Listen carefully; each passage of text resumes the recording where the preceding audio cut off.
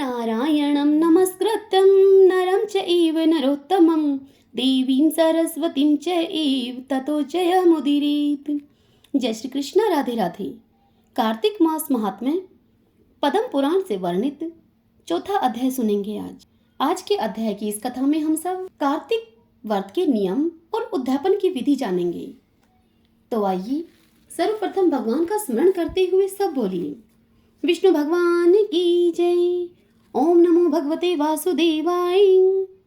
नारद जी कहते हैं कि हे राजन, कार्तिक का व्रत करने वाले पुरुषों के लिए जो नियम बताए गए हैं उनका मैं संक्षेप से तुमसे वर्णन करता हूँ। ध्यान पूर्वक सुनिए। अन्नदान देना, गौओं को ग्रास अर्पण करना, वैष्णव पुरुषों के साथ वार्तालाप करना तथा दूसरों के दीपक को जलाना या उकसाना, इन सब कार्यों से मनीषी पुरुष धर्म की प्राप्ति बतलाते हैं।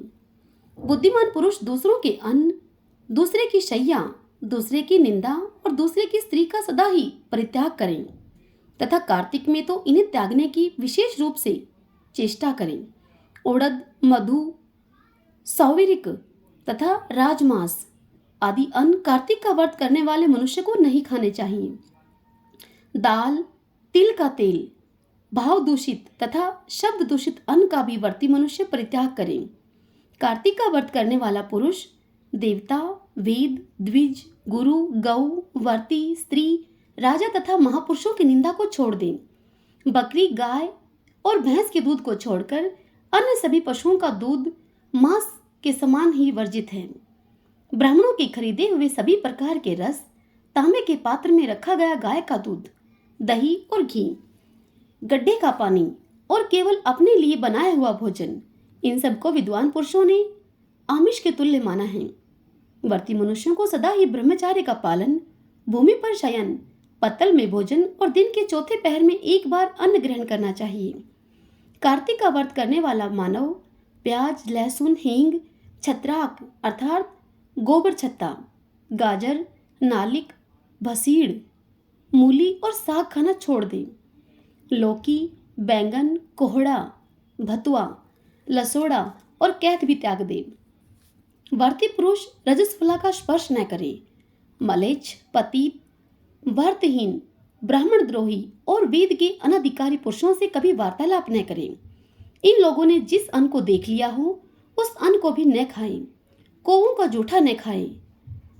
सूतक युक्त घर का बना हुआ, 2 बार पकाया हुआ तथा जला हुआ अन्न भी वैष्णव व्रत का पालन करने वाले पुरुषों के लिए अखाद्य है।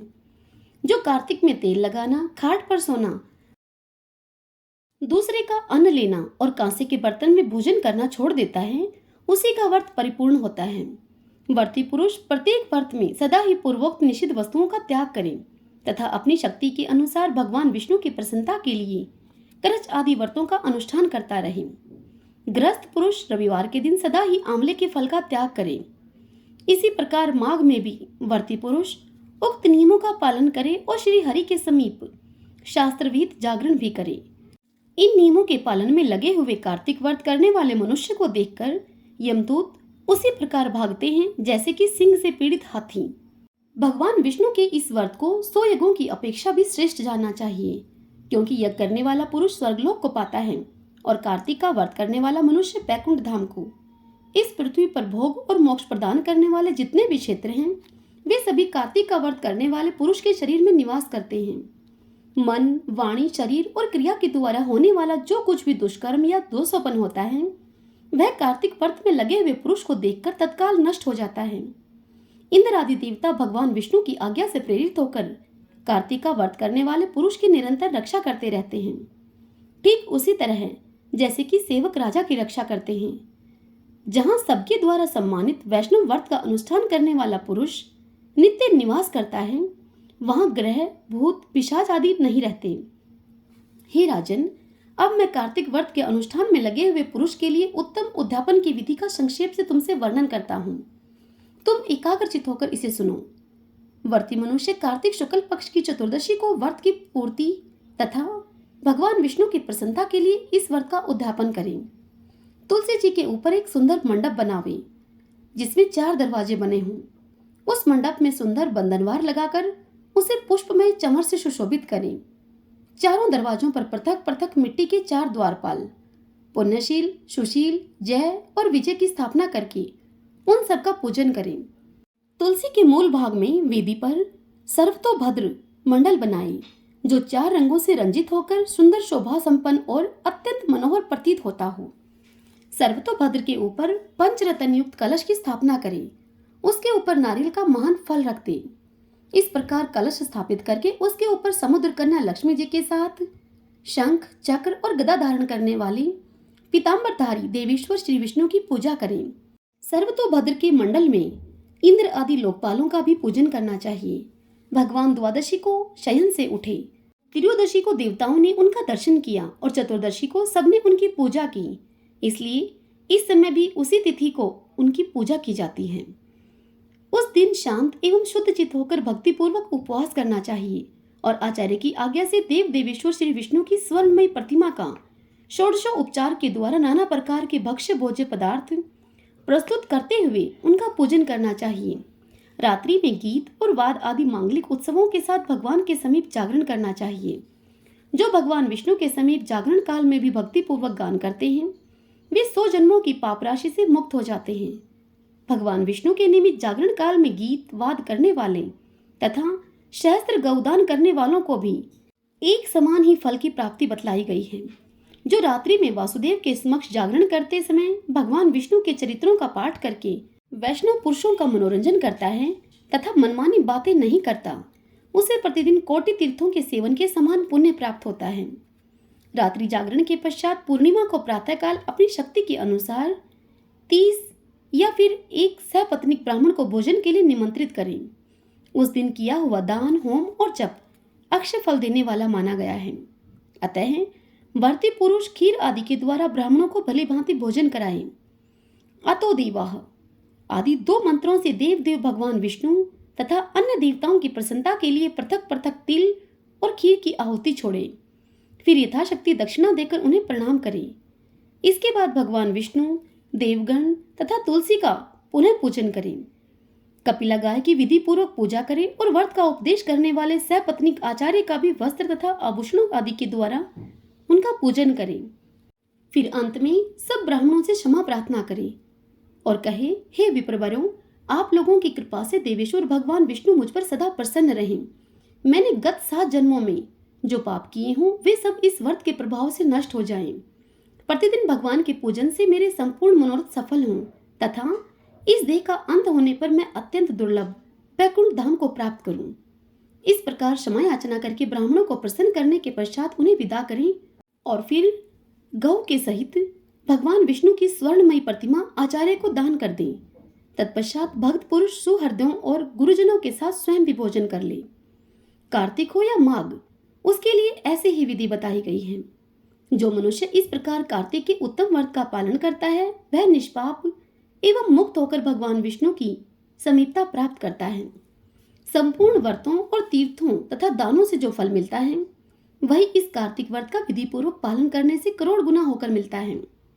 जो कार्तिक व्रत का अनुष्ठान करते हुए भगवान विष्णु की भक्ति में तत्पर होते हैं वे धन्य हैं, वे सदा पूज्य हैं तथा उन्हीं के यहाँ सब प्रकार के शुभ फलों का उदय होता है। देह में स्थित हुए पाप उस मनुष्य के भय से कांप उठते हैं और आपस में कहने लगते हैं कि अरे, यह तो कार्तिक का व्रत करने लगा, अब हम कहाँ जाएंगे। जो कार्तिक व्रत के इन नियमों को भक्तिपूर्वक सुनता है तथा वैष्णव पुरुष के आगे इनका वर्णन करता है, वे दोनों ही उत्तम व्रत करने का फल पाते हैं और उनका दर्शन करने से मनुष्यों के पापों का नाश हो जाता है।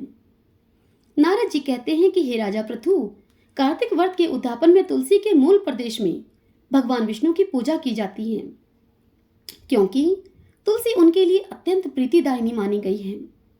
जिसके घर में तुलसी का बगीचा लगा होता है उसका वह घर तीर्थ स्वरूप है, वहां यमराज के दूत नहीं जाते। तुलसी वन सब पापों को हरने वाला, पवित्र एवं मनोवांछित भोगों को देने वाला है। जो श्रेष्ठ मानव तुलसी का वृक्ष लगाते हैं वे कभी यमराज को नहीं देखते। नर्मदा का दर्शन, गंगा का स्नान और तुलसी वन के पास रहना, ये तीनों एक समान माने गए हैं। रोपने, रक्षा करने, सींचने तथा दर्शन और स्पर्श करने से तुलसी मन, वाणी और शरीर के द्वारा किए हुए समस्त पापों को भस्म कर डालती है। जो तुलसी की मंजरियों से भगवान विष्णु और शिव जी की पूजा करता है वह कभी गर्भ में भी नहीं आता और निश्चय ही मोक्ष का भागी होता है। पुष्कर आदि तीर्थ, गंगा आदि नदियां तथा वासुदेव आदि देवता ये सभी तुलसी दल में निवास करते हैं।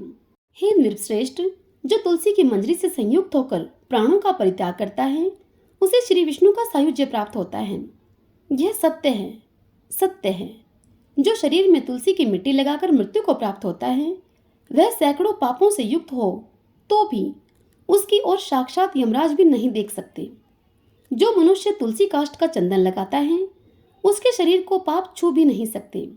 जहां जहां तुलसी वन की छाया हो वहीं श्राद्ध करना चाहिए, क्योंकि वहां पितरों के निमित्त दिया हुआ दान अक्षय होता है। हे नृश्रेष्ठ, जो आंवले की छाया में पिंडदान करता है उसके नरक में पड़े हुए पितर भी मुक्त हो जाते हैं। जो मस्तक पर, हाथ में, मुख में और शरीर के अन्य किसी अवयव में आंवले का फल धारण करता है उसे साक्षात श्री हरि का स्वरूप समझना चाहिए। आंवला, तुलसी और द्वारका की मिट्टी अर्थात गोपी चंदन ये जिसके शरीर में स्थित हो वह मनुष्य सदा जीवन मुक्त कहलाता है। जो मनुष्य आंवले के फल और तुलसी से मिश्रित जल के द्वारा स्नान करता है उसके लिए गंगा स्नान का फल बताया गया है।